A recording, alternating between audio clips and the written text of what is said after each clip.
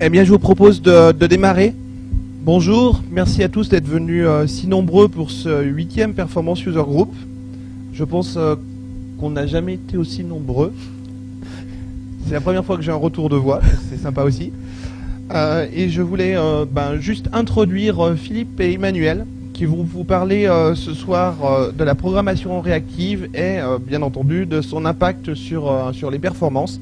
Et comme d'habitude après, on aura un petit pot pour continuer les questions et de discuter sur ce thème juste à côté. Avant de vous donner rendez-vous, parce que tout le monde part un peu vite à la fin, au mois de mars pour une prochaine séance du Performance User Group Paris. Et je vais tout de suite laisser la parole à Philippe et Emmanuel sur le sujet qui vous intéresse aujourd'hui.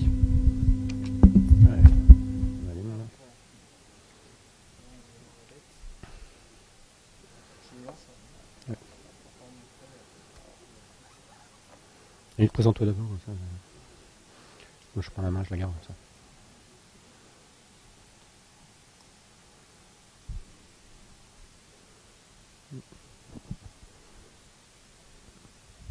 Ouais, c'est parti.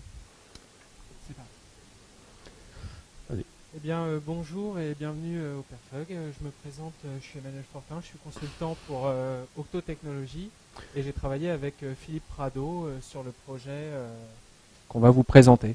Et donc Philippe Prados, si vous lisez Linux Mag, vous avez peut-être eu l'occasion de lire quelques articles que j'écris. Je suis consultant également chez Octo, je fais pas mal de choses depuis pas mal d'années.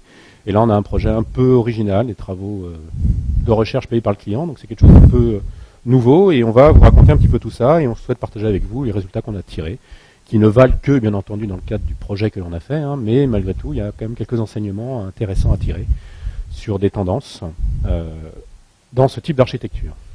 Donc on va vous rappeler un peu le contexte du projet, l'architecture qu'on a mis en place, l'architecture de tir, parce que vous allez voir que faire des tirs sur une architecture réactive, ça ne fonctionne pas de la même manière qu'on fait habituellement. Donc on a dû mettre en place des choses un peu innovantes par rapport à ça. On va vous raconter le protocole de test associé, et puis surtout, la chose intéressante, c'est les résultats, les conclusions qu'on a pu mettre en place derrière, pour pouvoir partager avec vous et puis discuter avec vous de ces résultats et de ce qu'on a pu mettre en place. Alors, le contexte du projet. Donc c'est une demande cliente un peu originale, financée par le crédit impôt recherche. Donc c'est un projet où on pouvait nous dire, on pouvait échouer. Voilà, vous essayez de travailler sur un modèle et puis vous allez voir vous allez le plus loin possible pour voir jusqu'à où on peut aller. Et puis si vous avez échoué, c'est pas grave, ça fait partie de la recherche. Et puis si vous y arrivez, tant mieux. Et du coup, c'était une aire de jeu assez intéressante où on a pu vraiment challenger beaucoup de choses et c'est ce qu'on va vous montrer. Le contexte du projet, c'est de recevoir en temps réel des informations de capteurs à haute fréquence. C'est-à-dire qu'on reçoit énormément d'indicateurs. Tout ça, c'est concentré, ça vient d'un peu partout en France, et puis c'est concentré dans un point central. Et on récupère un certain nombre d'indicateurs. Le but du jeu, c'est un POC, donc c'est pas un vrai projet. Le but du jeu, c'est d'enrichir les données que l'on reçoit. Pour pouvoir enrichir ces données, la première chose que l'on va faire lorsqu'on reçoit un message, c'est faire une requête à une base de données pour obtenir le message précédent concernant le même indicateur. Et à partir de ce message précédent, ça résonne un peu, on va faire un calcul sommaire pour enrichir la donnée. Et ensuite, deux choses à faire. Persister la donnée dans une base de données et diffuser la donnée à N clients via du WebSocket, de 1 à 1000 ou plus. Donc stocker les informations de manière sûre et distribuer en temps réel, le plus vite possible, des informations qui ont été enrichies. Et tout ça en étant tolérant à la panne. Alors ça, c'est un peu compliqué parce qu'on a deux stratégies contradictoires. Une qui est, je veux travailler en mémoire pour être le plus rapide possible. D'un autre côté, je veux être tolérant à la panne. Donc si je crache alors que j'étais en mémoire, c'est emmerdant parce que j'ai perdu les données. Donc il va falloir trouver des stratégies un petit peu innovantes, des stratégies un petit peu originales, on va dire, pour pouvoir gérer ça. Ce que le client constate, c'est que l'application existante, telle qu'elle est conçue, c'est une architecture qui a une dizaine ou une quinzaine d'années, ne sera pas capable d'absorber le flux nouveau qui est envisagé par le client, puisque les capteurs vont fournir de plus en plus d'informations par rapport à maintenant, et du coup, il y a une grosse multiplication du nombre d'événements qui vont devoir être traités. Et ça pose des problèmes justement aux clients, d'où ces travaux. Et également, du point de vue du client, lui-même a des clients, et à cause du fait que maintenant on travaille avec des mobiles, qu'on est en permanence connecté, qu'on a tous 4 ou 5 smartphones qui se rafraîchissent en permanence en tâche de fond pour obtenir la même information sur chacun des devices, ça multiplie les requêtes et le nombre d'utilisateurs, d'autant plus si on est dans un modèle qui est en flux constant, puisque là la distribution se fait par des WebSockets, donc chaque client maintient un socket avec le serveur et il va falloir distribuer. Une des difficultés du point de vue du client, c'est qu'il est intéressé par envisager des architectures innovantes, mais le problème, c'est que derrière, en production, les exploitants ne vont pas forcément accepter de dire « ouais, vous avez une base un peu exotique, moi je ne connais pas, je n'ai pas l'habitude, donc démontrez-moi que je vais avoir un vrai gain, ou qu'une architecture plus traditionnelle, je vais peut-être perdre, mais de combien? Est-ce que c'est suffisant par rapport à mon besoin? Ça, c'est des choses qui sont intéressantes. Est-ce qu'il vaut mieux mettre du MongoDB en disant je vais être plus rapide par rapport à du MySQL qui est plus traditionnel, mais si finalement, avec MySQL, je suis capable d'encaisser le volume attendu, très bien, je vais m'en contenter. Si au contraire, ça ne va pas être suffisant, je sais combien je perds et on va vouloir essayer de comparer différentes technologies, différentes architectures, différentes approches. Donc finalement, si on résume un petit peu le besoin du client, c'est une injection à haute fréquence, puisqu'on reçoit des événements à haute fréquence, une persistance à haute fréquence, chaque message doit être persisté, on ne doit pas les oublier, faire du temps réel, puisqu'on doit distribuer les informations le plus vite possible au client, et avec de la haute disponibilité. Bon, donc avec ce cahier des charges un peu exigeant, il a fallu mettre en place des choses un petit peu particulières. Alors, au niveau fonctionnel, ce que l'on devait faire, c'était couvrir le périmètre existant du client. On est un petit peu allégé dans la mesure où on peut éventuellement perdre un message. C'est pas dramatique dans le système, parce que c'est des capteurs. Qu'un capteur tombe en panne, c'est pas normal. Donc on peut éventuellement perdre un message. Les messages n'arrivent pas forcément dans l'ordre, donc on n'a pas de contraintes sur l'ordre des messages. Ils peuvent arriver, comme ils viennent un peu partout de la France, ils peuvent arriver dans le désordre. Pareil pour la distribution, on n'a pas de contrainte pour dire il faut absolument que j'envoie dans le même ordre aux mêmes personnes, etc. Et la distribution prime sur le stockage. Si j'ai perdu un message, c'est pas dramatique. Vous allez voir que si on prend tous les messages de l'année, il y en a des quantités astronomiques, donc en perdre un là-dedans, c'est pas dramatique. Par contre, fournir l'information le plus vite possible, ça c'est intéressant et c'est pertinent pour le client. Donc on est dans un scénario qui est celui-ci, qui n'est pas forcément le plus exigeant possible de la planète, mais quand même relativement exigeant au niveau vitesse, performance. Et à partir de ce cahier des charges, on a essayé de voir quelle architecture on pouvait mettre en place qui nous permettrait de répondre à ces exigences. Donc on s'est dit, peut-être que l'approche réactive serait intéressante. Alors l'approche réactive, c'est quoi? C'est un nouveau concept, enfin nouveau, plus ou moins. C'est basé sur un Reactive Manifesto, enfin vous pouvez trouver ça sur le net, qui en gros définit quatre concepts. Le premier qui est le plus important, c'est l'event driven, c'est-à-dire qu'on va travailler sur des événements et non pas sur des flux de traitement. Je vais détailler ça ensuite. Si on a réussi à avoir un environnement qui est basé uniquement sur des événements, du coup on sera scalable. Si on est scalable, on peut être résilient, on peut perdre des morceaux puisqu'on va pouvoir réagir sur des événements qui vont se distribuer. Et si on a tout ça, on va être responsive, c'est-à-dire qu'on va être capable de répondre très rapidement aux clients. On ne va pas vous détailler tout ça parce que ce n'est pas le but ici, on est plutôt orienté perf. Mais ce qui est important, c'est de comprendre précisément ce que c'est que l'approche réactive. Alors il faut savoir que dans les développements, depuis 92, je suis allé remonter dans la date, 92 c'est l'année où est sorti Windows 3.1. Donc si on prend l'environnement Microsoft, uniquement parce qu'avant on avait autre chose, depuis 92, on a du vrai multitâche dans les environnements Microsoft. Avant, on n'avait pas de vrai multitâche. Il faut savoir que la différence majeure qu'il y avait entre Windows 3.0, les plus jeunes ne connaissaient pas, et Windows 3.1, c'était que dans Windows 3.0, on avait du multitâche collaboratif, pas préemptif. Et ensuite, en 3.1, on avait du multitâche préemptif. La différence, c'est que si je prenais la main sur un message de l'interface utilisateur et que je gardais, je faisais une boucle sans fin, je tuais le système. D'accord ? Alors justement, on va voir ce que ça a impacté finalement de partir sur ce modèle orienté trade. Et donc on va prendre un scénario là où j'ai d'un côté l'approche que j'appelle probabiliste, où je vais avoir deux trades qui vont traiter les événements, et en dessous j'ai une approche différente qui elle est réactive et qui travaille avec un trade unique. D'accord ? Et en bas j'ai des événements, des I/O qui vont arriver à différents moments. Très bien. Donc la première chose, j'ai un premier événement qui arrive, une première demande de requête par exemple, d'une requête A. Donc il y a une première étape, A1. Donc dans l'approche probabiliste, je vais avoir un des threads qui va prendre en main cette CPU, la zone foncée correspond à un calcul, donc la consommation CPU. J'ai la même chose en bas sur le thread unique qui est en bas. Maintenant j'ai un deuxième événement qui arrive avant la fin du traitement de A1. Alors là il va y avoir une différence, c'est que en haut je suis capable de traiter directement le message B. D'accord ? La CPU B. Pourquoi ? Parce que j'ai un thread qui est disponible. En bas, je ne peux pas encore l'utiliser, puisque j'ai qu'un seul thread unique. Tant que je n'ai pas fini, je ne vais pas pouvoir travailler. Par contre, en haut, on voit une zone rouge qui correspond à une contention. Là, je me retrouve, si j'ai un seul cœur là-haut, à avoir deux threads sur le même cœur. Donc là, je peux avoir de la contention au niveau de la CPU. D'accord ? Ensuite, j'ai l'événement B qui va être traité en bas. Mais une fois qu'il aura fini de traiter la première partie, la partie A. Donc on a B1 qui est traité. Donc là, maintenant, je me retrouve à avoir d'un côté deux threads et en bas un seul thread. Et à partir de ce moment-là, ce qui se passe dans 99% des serveurs d'application ou autres, des serveurs, c'est que j'ai un traitement qui commence à faire un peu de CPU, puis ensuite il va faire des I/O, il va faire une requête à une base de données, puis il va attendre le résultat, ou il va faire une lecture de disque, puis il va attendre le résultat. Donc là, il va commencer à faire des traitements qui vont durer un certain temps.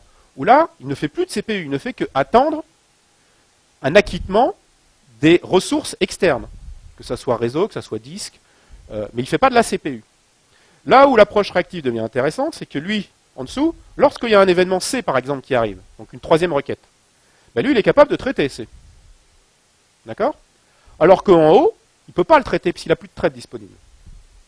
Tant qu'il n'a pas fini son job sur la transaction A et la transaction B, il n'est pas capable de le traiter. Du coup, il y a une zone jaune. Cette zone jaune correspond à la zone où il ne fait rien. La CPU ne fait rien. Ce n'est pas pour rien que quand vous regardez la puissance de vos serveurs, vous avez rarement plus de 15 ou 20% de consommation CPU. Parce qu'il passe son temps à attendre, il passe son temps dans les zones jaunes. Il faut quand même savoir que du point de vue si on relativise le temps CPU, d'un cycle CPU, d'une instruction CPU par rapport à un humain, si je considère qu'un cycle CPU correspond à 1 seconde, faire un aller-retour intercontinental entre les États-Unis et l'Europe, c'est l'équivalent de faire 5 ans. Faire une lecture disque, c'est 3 ou 4 mois. D'accord ? Donc la CPU est complètement décorrélée par rapport au temps de l'attente des ressources. Donc on attend énormément. Parce que pour pouvoir avoir la moindre information, ça va durer très longtemps. Alors on continue notre petit jeu. Il y a enfin la réponse A qui arrive. Il a fait une requête à une base de données, puis il a enfin la réponse, par exemple. Donc là, il va pouvoir refaire un peu de CPU. Super, il travaille. Alors c'est le cas aussi bien en haut que en bas. Puis, A, une fois qu'il a eu la requête, il a fait un select, par exemple, il va faire une sauvegarde. Donc il va aussi renvoyer un paquet pour pouvoir persister. Donc il retombe dans une attente, puisqu'il va devoir attendre que la persistance soit terminée. Si maintenant il y a le message B qui arrive, le thread B va pouvoir s'en charger. Ok, B a terminé son boulot.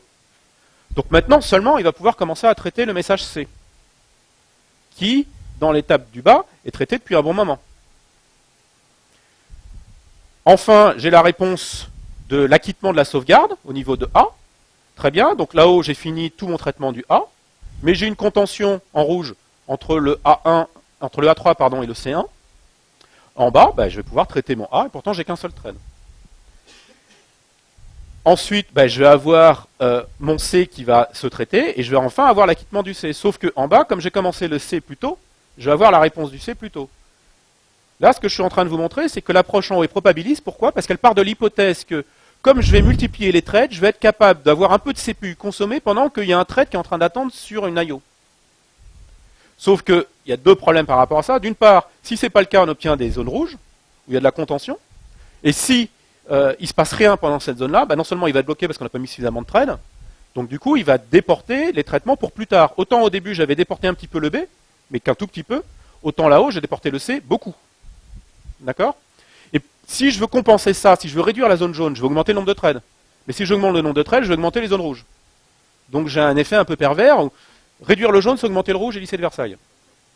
D'accord ? Donc on voit que l'approche réactive, qui est basée sur un trait d'un cœur, est beaucoup plus efficace. Et c'est ce qu'on a cherché à voir dans ce projet et à démontrer. D'accord ? Nous, on préconise, justement, dans le cadre du projet, de travailler dans une approche réactive, avec un thread unique, ou pas plus de threads que de cœurs. Il faut faire en sorte que votre application fonctionne en disant, j'ai 8 cœurs, 8 threads. C'est pas des threads finalement, c'est des cœurs. On travaille avec des cœurs et pas des threads. Alors nous, ce qui nous intéressait dans le cadre du projet, c'était de pouvoir comparer l'approche réactive avec l'approche classique. C'est quoi l'impact? Est-ce que je vais avoir des gains de performance en travaillant en réactif réel, à mesurer, par rapport à une approche réactive, par rapport à une approche classique? Et typiquement aussi, un des autres enjeux, c'était de voir s'il valait mieux travailler avec une base SQL plus traditionnelle, qui fait plaisir à la prod, ou une approche un peu exotique du NoSQL, mais qui fait peur à la prod. Et ça sur la même architecture. Alors, on a utilisé techniquement Scala, on n'est pas des Scala fanboy, mais il se trouve que Scala par rapport à l'approche réactive nous aide énormément, parce que ça fait partie des gènes du langage, l'approche réactive. Donc ça nous a facilité grandement la mise en place de ce projet. Alors, maintenant qu'on a vu un peu le contexte et le background technique pour comprendre ce que c'est que le réactif, on va s'occuper de l'architecture que l'on a imaginée. Là, ce que je vous présente, c'est l'architecture, non pas qu'on a implémentée, mais celle qu'on a imaginée pour pouvoir faire de la haute dispo, c'est-à-dire pouvoir travailler en mémoire tout en étant failover. Ce que l'on a implémenté, c'est qu'une des boîtes en haut, c'est-à-dire que la partie actif en haut, là il y a marqué actif, mais à la limite je préférerais que ce soit passif, mais l'idée est la suivante. Comme je vais travailler en mémoire, c'est-à-dire que quand je vais recevoir les messages, je vais les garder, ceux qui sont frais, ceux qui sont récents, je vais les garder dans une base de données que j'ai codée moi-même dans ma JVM. D'accord? Donc ça, je suis super rapide parce que je n'ai pas d'IO à faire même réseau vers un serveur de données qui serait sur une autre machine. Donc j'ai toutes mes données qui sont là. Mais que pour une tranche de temps limitée. Hein. Plus les données sont anciennes et plus elles vont se propager dans la base de données. Maintenant, pour pouvoir faire de la haute dispo, ce que je fais, c'est que les messages en entrée vont être dupliqués sur deux pattes. Une patte active et une patte passive. Elle est à moitié passive dans la mesure où l'idée c'est qu'on a une latence forte entre les deux. C'est-à-dire que je peux être sur deux sites différents. Parce que s'il y a une inondation quelque part, il ne faut pas que je perde les deux serveurs. Donc j'en ai un à Marseille et j'en ai un à Lille. Donc il y a une latence forte entre les deux. Les messages vont être distribués sur les deux et les deux vont faire la même chose, vont recevoir les mêmes messages et du coup pouvoir alimenter leur propre cache de façon locale. D'accord? Donc on aura les mêmes messages, le même état. À peu de choses près, on aura le même état. C'est suffisant en tout cas par rapport aux besoins clients. On n'est pas obligé d'avoir exactement la même chose puisqu'ils ne vont pas forcément être reçus dans le même ordre, etc. Mais c'est suffisant. Ensuite, pour pouvoir résister au fait que si je perds ma JVM, j'ai perdu toutes mes données, ça devient emmerdant parce que remonter tout ce que j'avais monté moi dans mon cache, je les ai pas persistés. J'ai pas envie de devoir me coder un truc compliqué pour pouvoir persister ces données. Donc notre idée, c'est de dire, je vais balancer ça dans une base de données Redis qui, elle, me sert de bouée de secours finalement à mon serveur. Elle n'a pas vocation à faire de la requête, elle a vocation à maintenir la copie de mon état. Comme ça, si je crache, je suis capable de demander à Redis, redonne-moi tout ce que tu as, moi je vais remonter mon état en mémoire et après je ferai up and running. D'accord? Mais ça marche bien pour les messages qui ont une durée de vie courte, qui ne sont pas très vieux. Pour les données qui vont devoir durer sur plusieurs années, là on va les envoyer sur une base Mongo. Mais là, cette fois-ci, la base Mongo, elle va faire de la réplication synchrone. Parce que quand on veut qu'il la quitte, c'est qu'il a vraiment synchronisé entre Lille et Marseille. D'accord? Donc là, on peut se permettre d'avoir de la latence. Et c'est pour ça qu'elle est placée entre les deux. Il y a une réplication qui est faite entre les deux sites. Par contre, la particularité, c'est que comme je rentre en entrée et que je pars sur deux pistes similaires, si les deux s'amusaient à prendre le même message, le même résultat de calcul et le balancer dans le Mongo, j'aurai deux fois le même message qui arrive sur le même Mongo. C'est pour ça que vous avez une patte en bas qui n'est pas remplie. Par contre, quand je bascule du mode actif au mode passif, là, on va inverser tout simplement. D'accord? Je vous le refais, je passe du mode actif à l'autre, tout simplement en indiquant qui va persister dans la base de données pérenne. D'accord? Et puis derrière, j'ai des clients que je vais broadcaster. Okay? Nous, ce que l'on a implémenté, c'est une des pattes là-haut, un des blocs actifs. On n'a pas implémenté la partie haute dispo. Et ce que l'on va voir, c'est voir quels sont les impacts des choix d'architecture de base de données et d'implémentation sur ces trois éléments là-haut, pour voir, et puis sur le nombre de clients qu'on va mettre derrière, pour voir est-ce que c'est efficace, quel est le plus efficace et dans quelle proportion. Donc on a finalement trois types de persistance. Il y a une persistance qu'on a appelée NuRAM, qui consiste à garder les données dans la JVM, donc de ne pas sortir de la JVM pour être vraiment le plus efficace possible. C'est codé à la main, c'est des hashtables en interne, enfin, avec des stratégies d'indexation en interne, etc., pour pouvoir répondre aux requêtes. Ça, c'est pour des données qui vont de 2 heures à 1 jour. Ça, c'est une sorte de cache, finalement, mais un cache adapté au type de requête que le client va pouvoir faire sur les sélections des messages qui l'intéressent.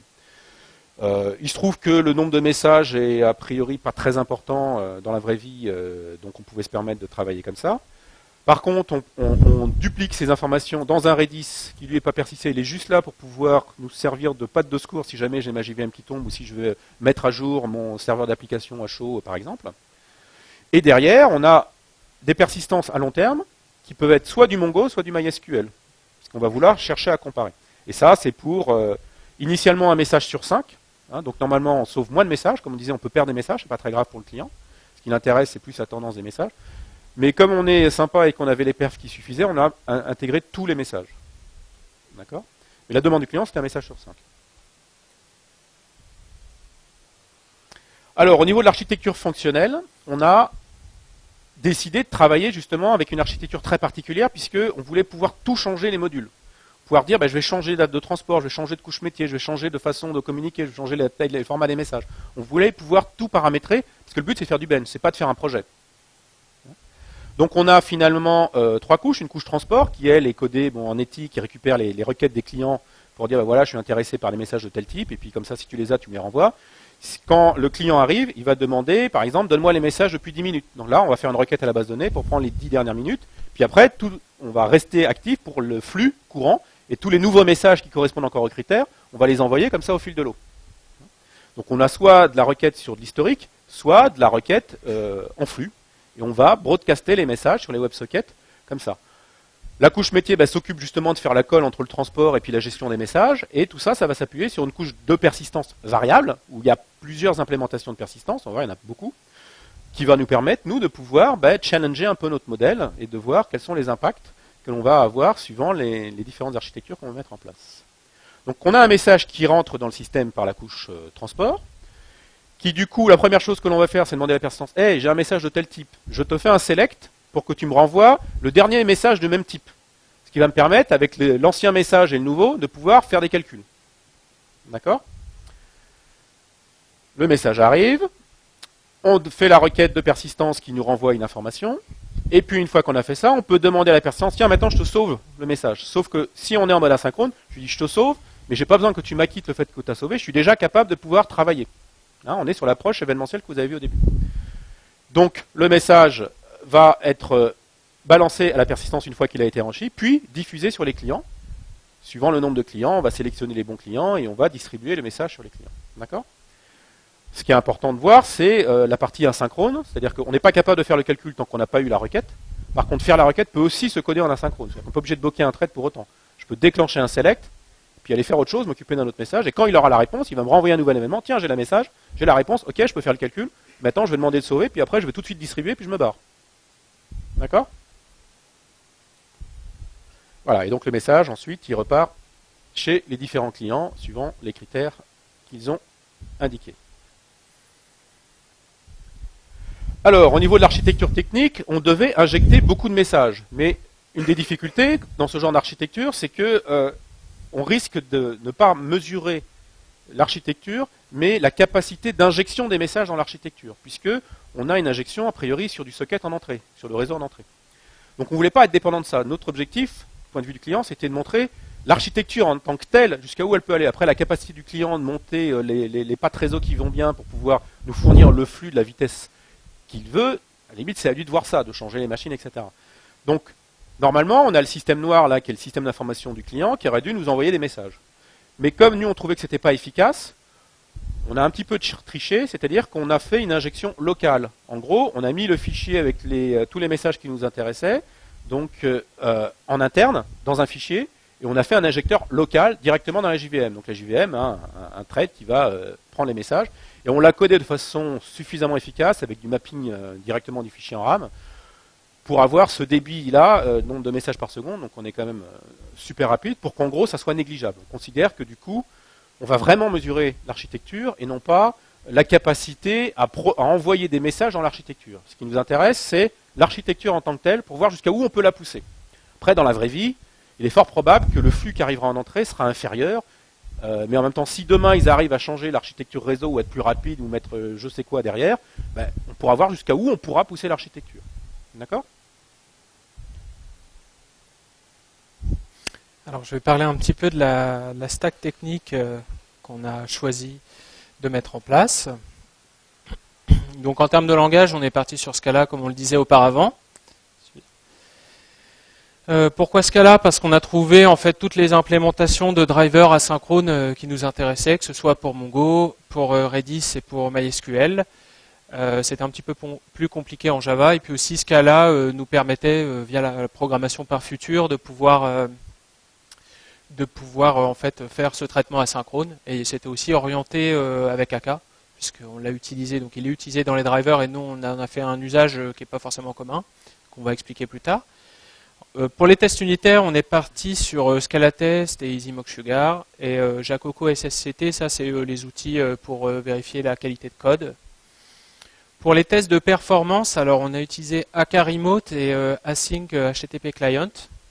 Donc Async HTTP Client, c'est la librairie qui permet de faire comme HTTP Client d'Apache, mais pour les WebSockets.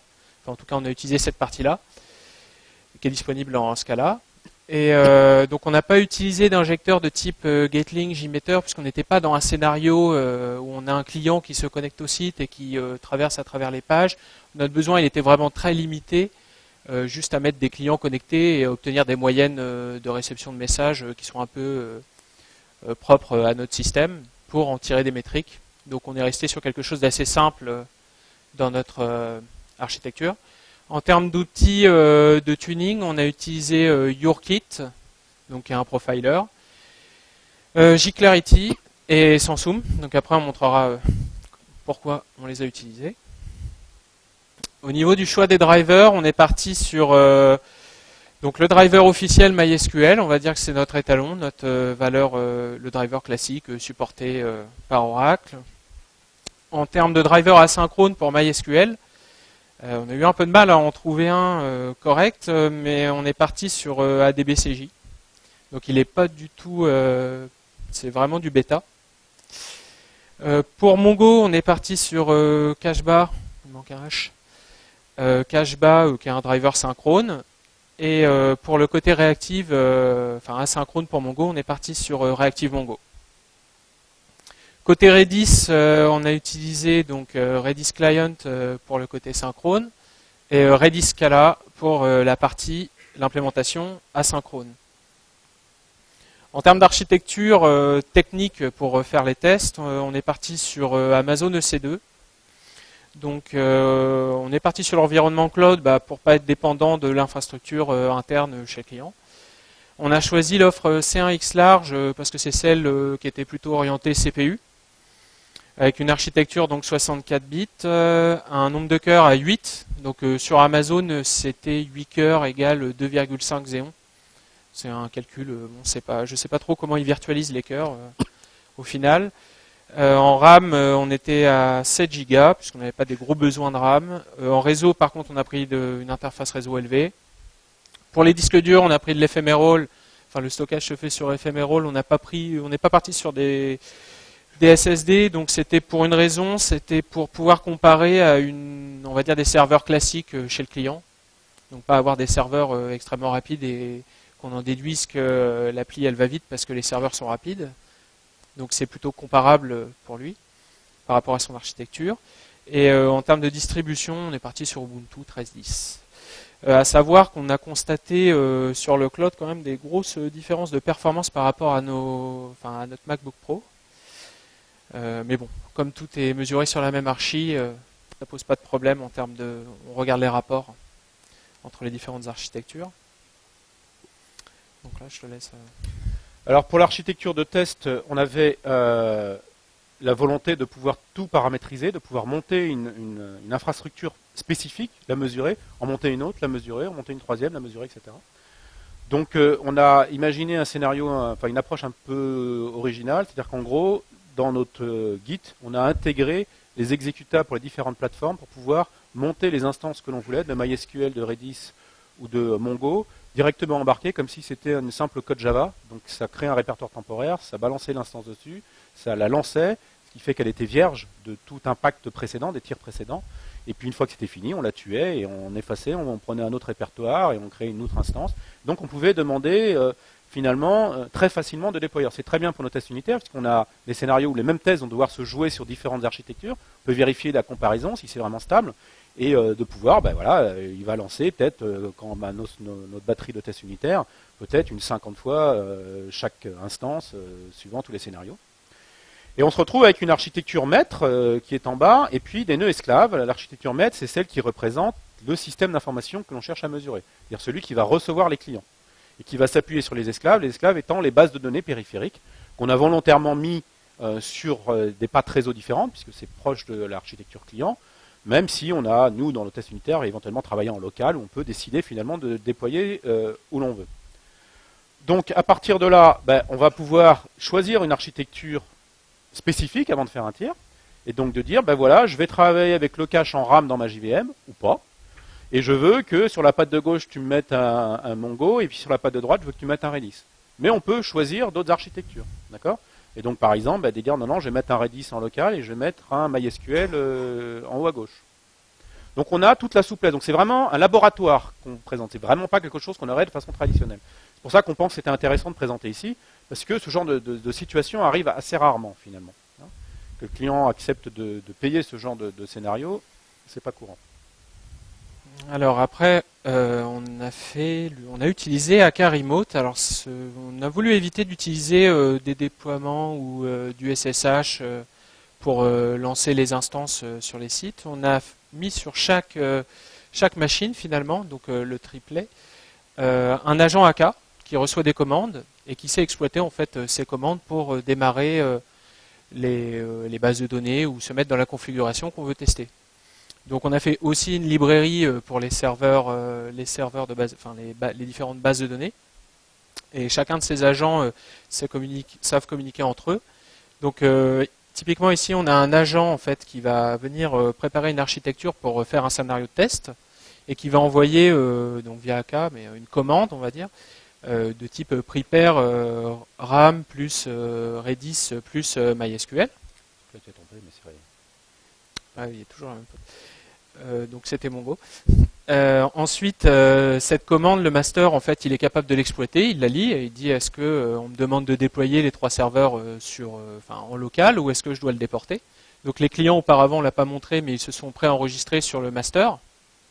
On n'a pas fait l'usage des clusters AK. On a fait une implémentation plus simple, mais on aurait bien aimé le faire aussi. Du coup après, donc là, le master identifie que la JVM c'est en local. Donc c'est dans la commande, et que Mongo et Redis, c'est sur les esclaves. Donc il transmet la commande en AK remote, enfin en AK. Une fois que c'est démarré sur chacun des esclaves, il y a le retour en fait en AK au serveur maître nous disant. Il y a le retour au serveur maître lui disant que l'ensemble des bases sont prêtes, et donc l'agent va être après notifié en disant c'est bon, maintenant tu peux brancher des clients et lancer l'injection. Donc là il y a une autre commande qui est envoyée. Donc dans cette commande on a la possibilité en fait de créer autant de de clients que l'on souhaite. On indique le nombre de clients. On indique aussi le nombre de messages maximal qu'on va injecter dans le système. Et après on va récupérer tous les indicateurs qui nous intéressent par rapport à ces WebSockets et au volume maximal.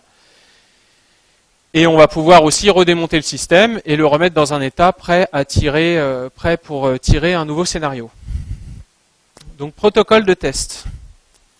Alors là, on va vous présenter l'ensemble, les couples qu'on a souhaité tester dans l'architecture. Donc le premier, on a fait donc celui qui est blanc, c'est le système sans persistance. Donc ça nous permet de tester notre système à froid, avec et sans calcul. Sans calcul, on ne calcule pas l'indicateur du client. Et avec calcul, on le fait. Ça nous permet de voir le coût du calcul sur le débit du système. Après, on a fait une implémentation STM, donc c'est Software Transactional Memory. Donc c'est une approche optimiste, on va dire, de la gestion de mémoire dans la JVM. Donc c'est à base de transactions. À chaque fois qu'on veut écrire un enregistrement dans le cache, on effectue une transaction, et si la transaction, si on ne peut pas écrire parce qu'il y a une contention, elle va être rejouée. Donc STM en AK, c'est ça se prête très bien. Et on a des indicateurs d'ailleurs qui nous permettent de voir le nombre de rejeux d'écriture dans cette zone de RAM. Après, on a fait une approche lock, donc ça c'est une approche classique, plusieurs lecteurs, un écrivain, et on utilise la synchronisation de thread. Après, on a voulu comparer donc MySQL avec une implémentation asynchrone, donc les asynchrones c'est ceux qui sont entourés en rouge, versus l'implémentation synchrone. On a voulu tester donc Redis sur le même mode, Mongo sur le même mode.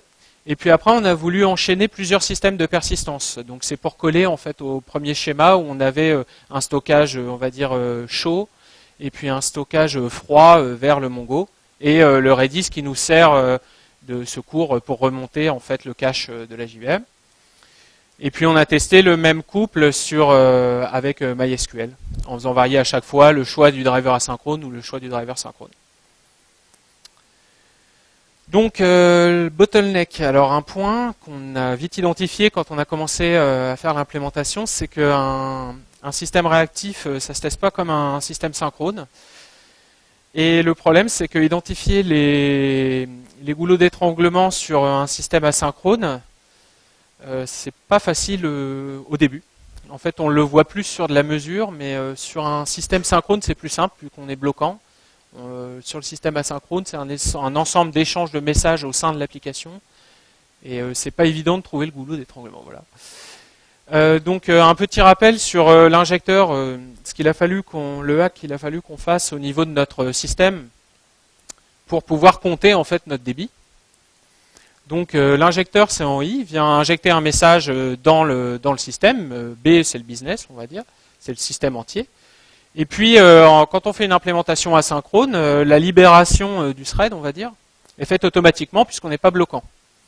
En réalité, ce qui se passe derrière, c'est que c'est différé, mais il y a un stockage, c'est-à-dire le moment où on a été libéré et le moment où le message est stocké en base n'est pas le même.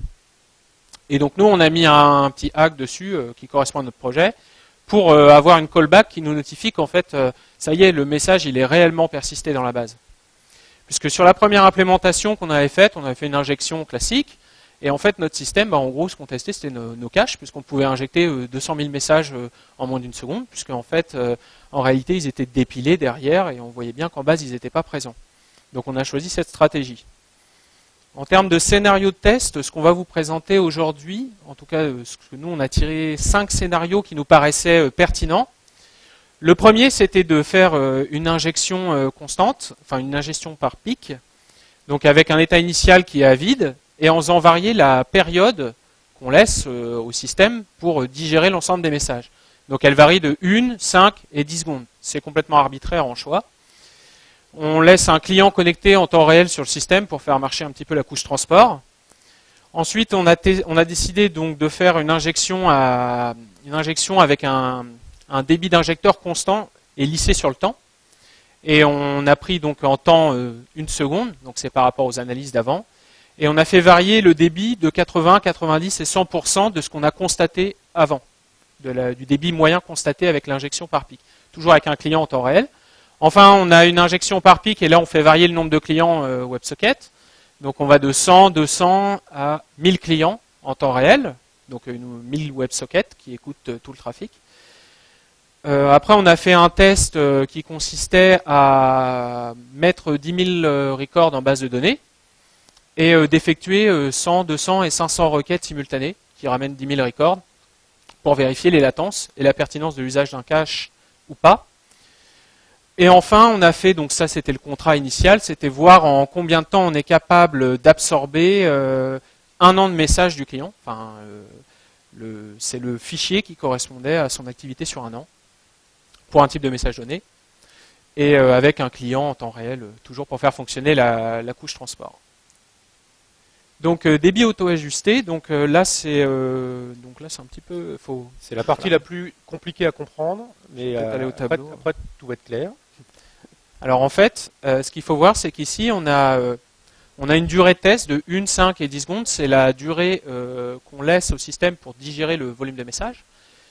Et l'injecteur, comme le système est asynchrone, il injecte tout d'un coup, donc on va dire sur les premières millisecondes, et puis après il est en attente de cette callback qui va venir lui dire « ça y est, c'est terminé, l'ensemble des records sont persistés ». Donc on va avoir sur notre système une autre courbe en blanc qui va correspondre en fait au débit du système, en fait, sa capacité à absorber le nombre de messages et de le persister. En gros, c'est la vue de la base de données, et non pas la vue du système client. Le vert, c'est la vue du système client. Lui, sa vision, on dit ah, moi j'ai envoyé, donc ça doit être bon, mais c'est pas bon. C'est juste dans la pile de réseau qui va utiliser la capacité du réseau pour envoyer les paquets. Et le blanc, c'est la réception et le traitement réel des messages par la base de données. Alors du coup, ça nous sert à faire quoi? On fait un premier tir où on met une valeur arbitraire. On dit par exemple, sur les 5 secondes, je vais essayer d'injecter 1000 enregistrements et je vais regarder derrière en combien de temps il m'a fallu en temps vraiment pour absorber tout ça. Et donc là, par exemple, sur le premier tir, donc imaginons on commence avec 1000 enregistrements. Si on finit au bout de 4 secondes, pour une période de 5 secondes, on va se dire, bah, très bien, je peux ajouter un cinquième de volume à l'itération suivante. Et donc on voit l'injecteur sur la deuxième itération injecte un cinquième de plus de messages et regarde les temps. Donc du coup, cette période-là, on recalcule en fait le débit à chaque fois et on s'auto-adapte pour trouver finalement ça se trouve assez rapidement, en moins de 10 itérations, on est capable de savoir en fait le débit moyen que peut supporter la plateforme. On laisse volontairement un petit delta, en fait, une marge de tolérance, parce que déjà on est dans un système virtualisé, donc on n'est pas sûr l'environnement peut varier entre 2 itérations. Donc du coup, on va revenir sur nos scénarios de test et on va parler des chiffres. Alors, le premier, on va présenter la performance qu'on a obtenue donc, sur ce système avec les calculs pour MySQL. Donc c'est la même architecture, on change juste le driver entre les deux. Et on obtient 808 messages par seconde pour 1940 messages par seconde, en changeant uniquement, en passant de l'implémentation synchrone à asynchrone. Donc ça nous fait un rapport quand même de 2,4. Là, il y a quand même, c'est intéressant en termes de gains. Attention, hein, ces chiffres-là, c'est pas une absolue, hein, c'est dans le cas précis du projet, dans la façon dans laquelle on l'a codé, etc. Hein. Mais on voit quand même qu'il y a un gain à passer sur une approche réactive par rapport à une approche traditionnelle, ce qui était expliqué au début avec l'approche probabiliste des trades. Là, on n'est plus du probabiliste, on est du déterministe. Du coup, après, on a benché Mongo vs Mongo asynchrone. Et là, c'est encore mieux. Donc par rapport aux deux drivers, on obtient 4,9 de rapport. Donc on passe de 1237 messages secondes avec une implémentation synchrone à 6400 messages secondes.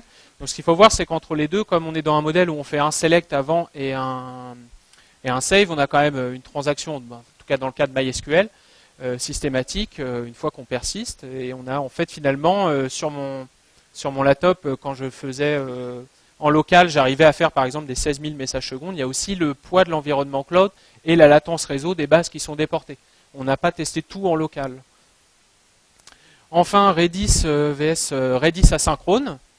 Alors, particularité, Redis ne nous sert pas à faire les calculs. Donc, en fait, lui, il a que des écritures dessus. Il n'y a pas de select. Il n'y a pas de select pour écrire.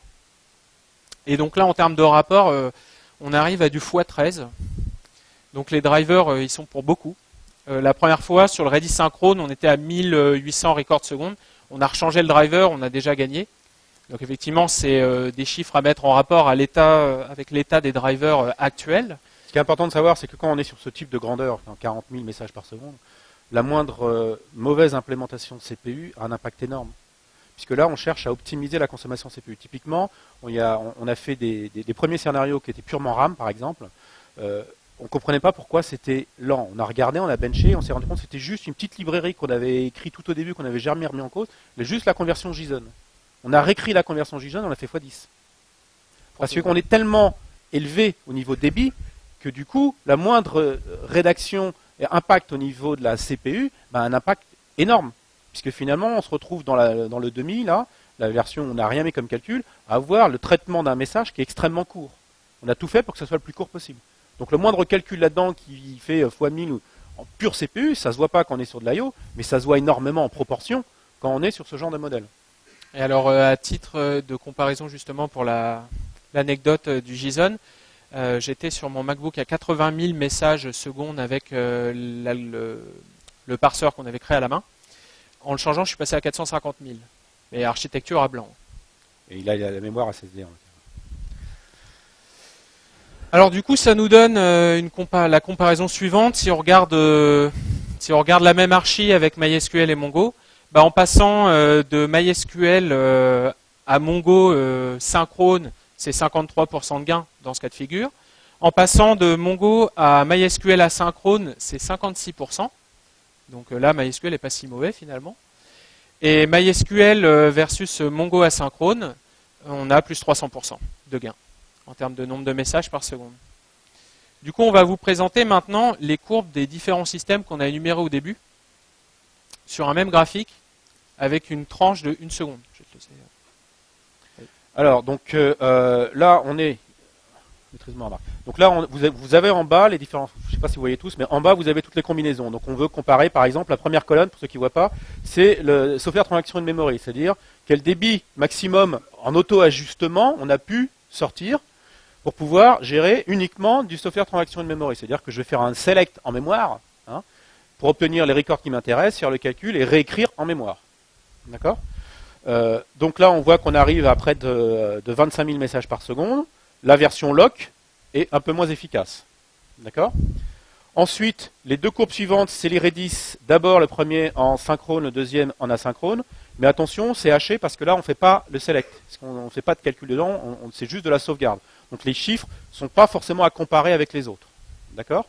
Par contre, ce qu'on constate, c'est quand même qu'on a des débits qui sont monstrueux. Donc Redis, c'est vraiment une machine de guerre. Vous pouvez y aller pour pouvoir stocker vos données. Ça marche vraiment bien. Ensuite, on a le demi avec calcul. Le demi avec calcul, c'est celui qui finalement est vide. On n'a pas mis de persistance du tout, on n'a pas stocké en RAM, on est juste le truc brut. Et donc là, le truc brut, on arrive avec calcul à peu près 35 000 messages par seconde. Sans calcul, on arrive plus haut. 133 000 sans calcul. 133 000. Voilà. Pour comparer avec Redis.